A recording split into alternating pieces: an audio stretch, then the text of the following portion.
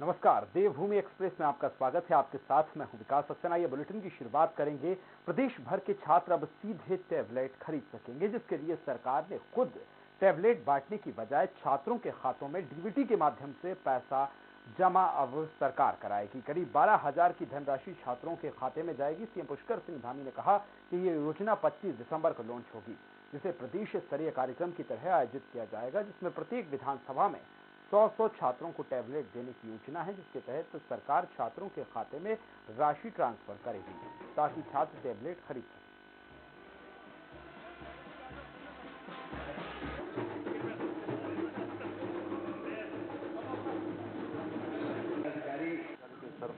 कि सभी बच्चों को टैबलेट मिल जाए। हमारी पहली प्राथमिकता है टैबलेट मिलना चाहिए, क्योंकि बच्चों को इस आईटी के युग में निश्चित रूप से इन सब संसाधनों का सही प्रकार से उनको जो है उसका प्रयोग भी हो और उनको उसकी सहायता भी मिले, सहयोगी भी हो, तो उसके लिए हमारी सरकार ने मिलेगी। मुख्यमंत्री पुष्कर सिंह धामी ने खटीमा के थारू जनजाति समाज को बड़ी सौगात दी है। सीएम ने यहां एकलव्य आवासीय स्कूल का लोकार्पण किया।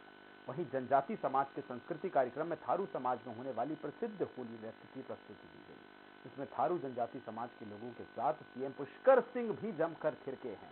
इस अवसर पर सीएम पुष्कर सिंह धामी भी खुद को रोक नहीं पाए और सीएम ने खुद भी जनजातीय समुदाय के रंग में सीएम नजर आए। देखिए, ये चूंकि हमारे यहाँ की एक पारंपरिक होली है, खड़वाट की होली, जो इस प्रकार से खेली जाती है और सभी कलाकारों का और सबका आज एक आग्रह भी था और एक अच्छा खुशी का दिन भी था, तो सभी ने जो है होली खेलकर जो आज इस खुशी को मनाया है। बागेश्वर में सीएम पुष्कर सिंह धामी और केंद्रीय कैबिनेट मंत्री अनुराग ठाकुर ने दौरा किया है। इस दौरान सीएम धामी ने नुमाइश खेत मैदान से विजय संकल्प यात्रा कुमाऊं का शुभारंभ किया है। वहीं सीएम पुष्कर सिंह धामी ने कहा कि हर सरकारी स्कूलों के छात्रों को ऑनलाइन क्लास के लिए 10 दिन के भीतर टैबलेट देने का वादा किया। उन्होंने कहा कि विजय संकल्प यात्रा हरिद्वार और बागेश्वर से शुरू हो रही है, जहां जनता की भारी भीड़ बता रही है कि बीजेपी भारी बहुमत से बात जीतेगी और जितनी भी घोषणाएं की गई हैं वो सब पूरी करने का काम किया जा रहा है। बता दें कि सीएम पुष्कर सिंह धामी और केंद्रीय मंत्री अनुराग ठाकुर के विरोध के बीच जा रहे कांग्रेसियों को पुलिस ने गिरफ्तार कर लिया। यात्रा हरिद्वार से गढ़वाल मंडल की प्रारंभ हुई है, जिसमें हमारी पार्टी के राष्ट्रीय अध्यक्ष आदरणीय जयप्रकाश प्रकाश नड्डा जी ने उस यात्रा को वहां पर शुभारंभ किया है और आज इस यात्रा का शुभारंभ यहां पर हमारे केंद्रीय मंत्री अनुराग ठाकुर जी की उपस्थिति में ये यात्रा यहां से प्रारंभ हो रही है। मुख्यमंत्री पुष्कर सिंह धामी जी को एक बार फिर अपना मुख्यमंत्री बनाने का और भारतीय जनता पार्टी की सरकार बनाने का निश्चय कर लिया है। मैं यही कहूंगा, उत्तराखंड की धरती तपोभूमि है, देवभूमि है, वीर भूमि है और इस वीर भूमि के सपूतों ने देश के लिए अपना जीवन भी दिया है। आगामी विधानसभा चुनावों के मद्देनजर हल्द्वानी में कांग्रेस ने स्क्रीनिंग कमेटी की बैठक बुलाई, जहां नैनीताल उधम सिंह नगर जिले की 15 विधानसभा सीटों की स्क्रीनिंग पूरी की गई है। इस दौरान स्क्रीनिंग कमेटी ने कांग्रेस के सभी संभावित दावेदारों से विस्तार में चर्चा की। अब तक स्क्रीनिंग कमेटी 34 विधानसभा सीटों पर स्क्रीनिंग कर चुकी है। माना जा रहा है कि अच्छी छवि वाले, मेहनती और जीतने वाले व्यक्ति को ही कांग्रेस टिकट देगी। 22 दिसंबर के बाद स्क्रीनिंग कमेटी केंद्रीय चुनाव को समिति को अपनी रिपोर्ट सौंपेगी। आचार संहिता लगने के पहले कांग्रेस कुछ सीटों पर प्रत्याशियों का ऐलान कर सकती है। ये हमारी जो स्क्रीनिंग कमेटी है उसके दौरे का आज तीसरा दिन है। श्रीनगर और अल्मोड़ा के बाद में आज हल्द्वानी में मिलाकर करीबन हम 34 विधानसभा क्षेत्र के हमारे संभावित उम्मीदवारों के साथ में हमने साक्षात्कार किया, उनसे मुलाकात की। 2022 के विधानसभा चुनाव के प्रचार को लेकर आप पार्टी के विधायक प्रवीण कुमार ने बीजेपी की विजय संकल्प यात्रा को विफल बताया है। प्रवीण कुमार ने कहा कि जब अरविंद केजरीवाल हरिद्वार आए थे तो यहां की जनता ने रैली को सफल बनाया था। प्रवीण कुमार ने कहा कि बीजेपी की विजय संकल्प यात्रा में सिर्फ गिनती के लोग शामिल हुए हैं। विधायक कुमार ने कहा कि उत्तराखंड की जनता बदलाव चाहती है और आप पार्टी की सरकार बनाने के लिए संकल्प ले चुकी है। पैसे से भी भीड़ नहीं ला पा रहे हैं, इससे बड़ी उनकी उपलब्धि क्या होगी। जनता त्रस्त हो गई है, जनता को पेट के पे लात पड़ी है। जनता इस बार हर हाल में बदलाव करेगी। कांग्रेस बीजेपी ने दोनों ने मिलकर, कभी दोनों एक सिक्के के दो पहले, आज इस बार मैं, इस बार तू। भाजपा के लिए घर से बाहर निकलने का कोई इस समय तैयार नहीं है। कल जेपी नड्डा जी की रैली हुई, उस रैली में आपने देखा होगा कि वहां पे और कई सारे प्रेस के हमारे भाइयों ने भी खबर छापी है कि अरविंद केजरीवाल जी की रैली का रिकॉर्ड नहीं तोड़ पाए मदन कौशिक और जेपी नड्डा जी। विधानसभा चुनाव को लेकर आचार संहिता कभी भी लग सकती है। ऐसे में चुनाव आयोग ने अपनी तैयारियां तेज कर दी हैं। राजधानी देहरादून में जिला निर्वाचन कार्यालय में इन दिनों कर्मचारी रात दिन ड्यूटी पर डटे हुए हैं। चुनाव की तैयारियों को लेकर जिला निर्वाचन अधिकारी डॉक्टर आर राजेश कुमार ने देर रात कार्यालय का निरीक्षण किया है, जहां उन्होंने कर्मचारियों और अधिकारियों को समय से काम पूरा करने और व्यवस्थाओं को ठीक करने के निर्देश दिए हैं। जिलाधिकारी ने बताया कि प्रदेश में सबसे ज्यादा लगभग 1 लाख नए वोटर देहरादून जनपद में बनाए गए हैं, जिसके कार्ड छपवाकर उनके पते पर भेजे जा रहे हैं, जिसके लिए कर्मचारियों की रविवार की छुट्टी निरस्त करते हुए प्रतिदिन 10,000 कार्ड डिस्पैच करने का लक्ष्य रखा गया है। लगभग 1 लाख के आसपास हमने फॉर्म 6 न्यू वोटर्स जोड़े हैं।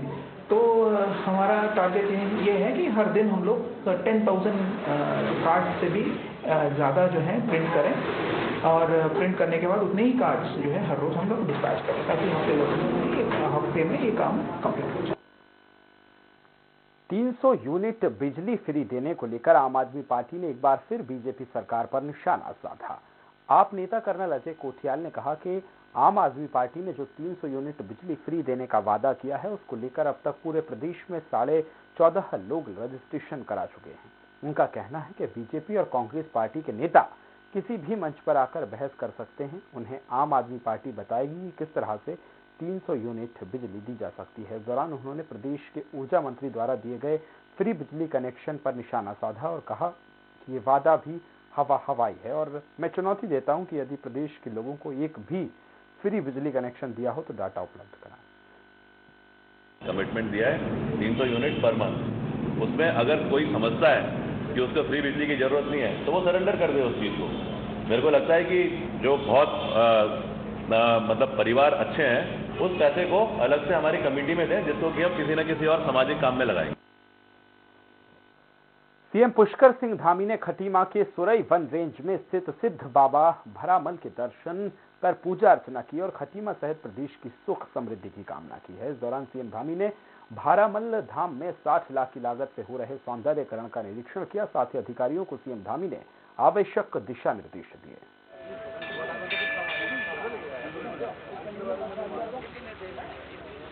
ये भारामल बाबा का जो स्थान है, क्योंकि ये बड़ी आस्था और श्रद्धा का केंद्र है और मैं बहुत छोटा था तब से मैं यहाँ आता रहा हूँ। तो ये स्थान केवल ऐसा नहीं है कि केवल खटीमा के आसपास का स्थान है, उत्तराखंड का है। इसमें उत्तर प्रदेश के भी श्रद्धालु आते हैं, अन्य जगह भी, नेपाल के भी लोग आते हैं।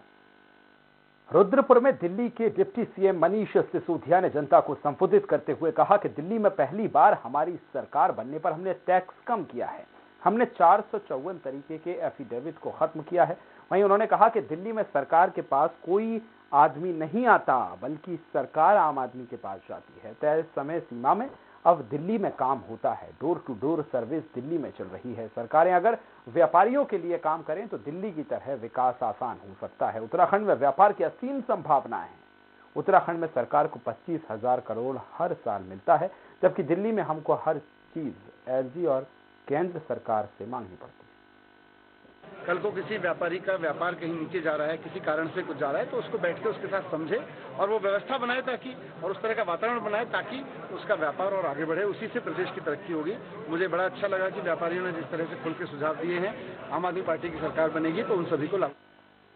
पिथौरागढ़ के झोल खेत मैदान में कांग्रेस पार्टी ने किसान विजय समारोह का आयोजन किया है, जिसमें शामिल होने के लिए हजारों की तादाद में लोग भीड़ पहुंची है। इस दौरान नेताओं ने कांग्रेस की सरकार बनने का दावा करते हुए कहा कि भाजपा के धोखे और छल से जनता अब उब गई है। 5 सालों के दौरान भाजपा सरकार महंगाई, बेरोजगारी के साथ ही तमाम मुद्दों पर पूरी तरह फैल रही है। कार्यक्रम में पूर्व मुख्यमंत्री हरीश रावत, नेता प्रतिपक्ष प्रीतम सिंह, कांग्रेस प्रदेश प्रभारी देवेंद्र यादव, कार्यकारी अध्यक्ष रंजीत रावत और पूर्व मंत्री यशपाल आर्य के साथ ही कई नेताओं ने शिरकत की। कांग्रेस हमेशा एक मंच पर है, बाकी हम एक जीवंत पार्टी हैं। जीवंत पार्टी में राय अलग अलग होती है, बिंदुओं पर अलग अलग तरीके से बात करते हैं, लेकिन जिस समय खड़े होने की बात आती है आगे लड़ने की बात आती है सब एकजुट हैं। देखिए, कांग्रेस एक बहुत बड़ा परिवार है और परिवार में जब कभी भी हम अपने भावों की अभिव्यक्ति करते हैं तो संभवतः आपको लगता है कि हमें मत भिन्नता है। हमें कोई मत भिन्नता नहीं है। कांग्रेस का एक एक साथी, कांग्रेस का एक एक कार्यकर्ता पूरी तरीके से सोनिया जी और राहुल गांधी जी के प्रति समर्पित है। किसान सम्मान रैली, आज का यह ऐतिहासिक मैदान, ये भविष्य 2022 के भविष्य को निर्धारित करेगा और निश्चित रूप से एक माहौल दिख रहा है, वातावरण दिख रहा है और एक जोश दिखाई दे रहा है, ऊर्जा दिखाई दे रही है। आप पार्टी ने अपनी 12 और विधानसभा प्रभारियों के नाम की सूची जारी कर दी है। पार्टी ने पुरोला से प्रकाश कुमार, घनसाली से विजय शाह, सहसपुर से भारत सिंह और मसूरी से श्याम बूरा समेत 12 प्रभारियों की सूची जारी की है। बता दें कि पार्टी ने इससे पहले 32 प्रभारियों की सूची जारी की थी। कुल मिलाकर पार्टी ने अब तक 44 विधानसभा प्रभारियों की सूची जारी कर दी है। बाकी बची विधानसभाओं के प्रभारियों की सूची जल्द ही जारी कर दी जाएगी।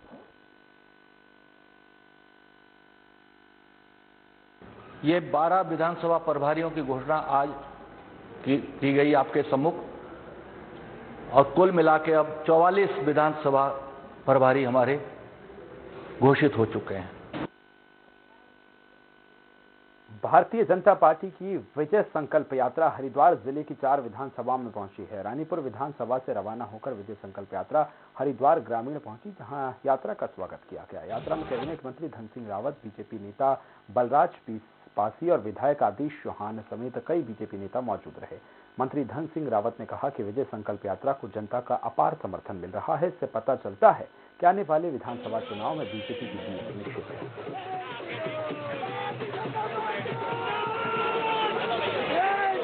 देखिए, जो हमारी ये यात्रा चल रही है, कल हमारे राष्ट्रीय अध्यक्ष जी इस यात्रा का शुभारंभ करके गए हैं और हजारों लोग आज भी यात्रा में चल रहे हैं। मैं कह सकता हूं कि भारतीय जनता पार्टी पूर्ण बहुमत की सरकार फिर दोबारा बनाएगी। और जिस तरह से कार्यकर्ताओं में उत्साह देखने को मिला है, आप लोगों ने महसूस किया होगा कि लोग नाच रहे थे, झूम रहे थे, नरेंद्र मोदी जिंदाबाद के नारे लगा रहे थे, भारत माता के नारे लगा रहे थे, वंदे मातरम के नारे लगा रहे थे, जय श्री राम के नारे लगा रहे। तो एक अलग ही उल्लास और हर्ष और उत्साह देखने को मिला है। उत्तराखंड में पुलिस में जाने की तैयारी कर रहे युवाओं के लिए एक अच्छी खबर है।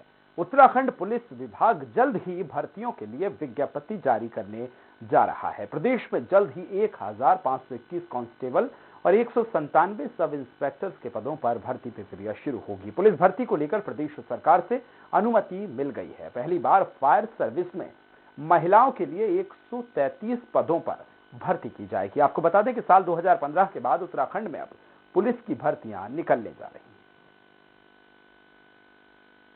हैं। फायर सर्विस के, पुलिस, सिविल पुलिस के और पीएससी के, और 197 पद हैं सब इंस्पेक्टर और प्लाटून कमांडर के।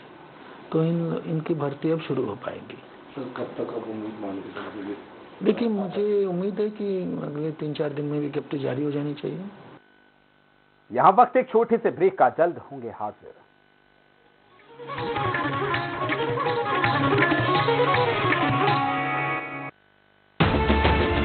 उत्तराखंड में सुगम हुई दुर्गम राहें, बेहतर कनेक्टिविटी ने बढ़ाई उत्तराखंड के विकास की रफ्तार। इससे लगातार बढ़ती पर्यटकों की संख्या से राज्य के पर्यटन उद्योग को भी मिल रही है मजबूती और होम स्टे बन रहे हैं पर्यटकों के ठहरने के पसंदीदा पड़ाव। अब उत्तराखंड में होम स्टे लगभग हर गांव में उसकी बात पहुंच चुकी है। मुझे उत्तराखंड के लोगों से बात करने का मौका मिला था, जो बहुत सफलता के साथ होम स्टे चला रहे हैं, और मुझे विश्वास है उत्तराखंड होम स्टे बनाने में, सुविधाओं के विस्तार में पूरे देश को एक नई दिशा दिखा सकता है। उत्तराखंड सरकार प्रधानमंत्री श्री नरेंद्र मोदी के विजन को साकार करते हुए राज्य में होम स्टे योजना को प्रोत्साहन दे रही है। पंडित दीनदयाल उपाध्याय होम स्टे योजना के संचालकों को भवन निर्माण के लिए उपलब्ध करा रही है आर्थिक सहायता, जिसमें पर्वतीय क्षेत्रों के लिए कुल लागत का 33% व मैदान के लिए 25% दिया जा रहा है अनुदान। पहाड़ की खुशनुमा आबो हवा के बीच बने होम स्टे में जैविक उत्पादों से बने स्वादिष्ट व्यंजन पर्यटकों को खूब भा रहे हैं। इससे ग्रामीणों को घर पर ही रोजगार मिलने से आर्थिकी भी हो रही है मजबूत। नए विजन और नए सृजन के साथ आगे बढ़ रही है उत्तराखंड सरकार। Shri Satya Sai university is the fastest growing university of Madhya Pradesh. Her student मेहनती और टैलेंटेड होता है। जरूरत है तो बस एक अच्छी गाइडेंस की, जो उन्हें मिलती है Shri Satya Sai university of technology and medical sciences में। Admission guidance for courses like engineering, pharmacy, computer, commerce, management, arts, education, polytechnic, paramedical, homeopathy, law and agriculture. Shri Satya Sai university Sehore. Call 9826293590। RKDF university Bhopal, most awarded university of Madhya Pradesh, जहां 105 एकड़ के विशाल campus में students को मिलती है world class education facility, foreign exchange program, hi tech lab, hygienic food facility और CCTV secured hostel. RKDF university is the most innovative university of Madhya Pradesh, जहां के रिसर्च को मिलता है भारत सरकार और अंतर्राष्ट्रीय स्तर पर सम्मान। उच्च शिक्षा के क्षेत्र की नई पहचान। RKDF university, Gandhinagar, Bhopal. For admission detail contact 18002700 320। हमारे देश की धरोहर योगा आज पूरी दुनिया अपना रही है। मैं खुद डेली योगा करता हूँ और मुझे यकीन मानिए इससे बहुत फायदा हुआ है। मैं चाहता हूँ कि हर दिल्ली वासी भी योगा का लाभ उठाए, हर दिल्ली वासी योगा को अपनाए, स्वस्थ रहे। इसके लिए दिल्ली सरकार शुरू कर रही है दिल्ली की योगशाला। पूरी दिल्ली में हर कॉलोनी, हर गली, हर मोहल्ले में जहां भी लोग योगा करना चाहेंगे, सीखना चाहेंगे, दिल्ली सरकार वहां पे मुफ्त अपने ट्रेंड योगा इंस्ट्रक्टर्स भेजेगी और आपकी कॉलोनी में भी चलेगी दिल्ली की योगशाला। अगर आपकी कॉलोनी में 25 लोग हैं जो योगा सीखना चाहते हैं और आपके पास कोई ऐसी जगह है जहां योगा की क्लास हो सकती है, तो बस 9013585858 पर मिस्ड कॉल दें और दिल्ली सरकार आपको योगा सिखाने के लिए फ्री ट्रेन्ड इंस्ट्रक्टर भेजेगी। मुल्तानी कोका, कफ सिरप, तुलसी, वसा, यसली मधु, पिपली के गुणों से भरपूर, जो खांसी पर करे तुरंत असर, ताकि बदलते मौसम के साथ आप न बदलें। जब पशुओं को मिलेगा प्यार और मिल्को मोर पशु आहार, तो दूध बहेगा, मुनाफा बढ़ेगा। मिल्को मोर पशु आहार।